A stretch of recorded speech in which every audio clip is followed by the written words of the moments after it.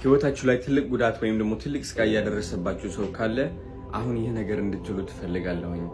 ሁሌም አብዛኞቻችን በሰው ስንጎዳ በቂም ወይም ደግሞ የሆነ ነገር ፔይባክ ለማድረግ እንሞክራለን፣ ሪቬንጅ ለማድረግ እንሞክራለን። ግን ተሳስተናል። መቼም ይህ ጥላቻ፣ ይህ ጉዳት ከህይወታችን አይወጣም። እንደዛ የምናደርግ ከሆነ ግን ይልቁንስ ይህ ብታደርጉ በጣም የበለጠ ይሆናል። አይናችሁን ጨፍኑና እጃችሁን ልባችሁ ላይ አድርጉ። ከዛ እነዚህ ቃላቶች በሉ። I'm sorry, I love you, please forgive me, thank you።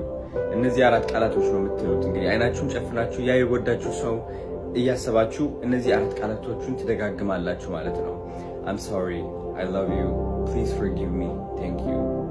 I'm sorry, I love you, please forgive me, thank you። ከዛ ከልባችሁ ፊል ለማድረግ ሞክሩ እንደዚህ ስትሉ ማለት ነው። ያ ሰውን ያ የጎዳችሁ ሰው ይቅርታ ለማለት ሞክሩ። ያ የጎዳችሁ ሰው እወድሃለሁ ለማለት ሞክሩ። ምክንያቱም this is the best way to let go. You let go with love. በፍቅር ነው ያ ሰውን የምትሸኙት። አብዛኞቻችን በጥላቻ ሰው መሸኘት እንሞክራለን፣ ግን አንችልም። እየተጎዳን ነው የምንውለው የምናድረው ማለት ነው።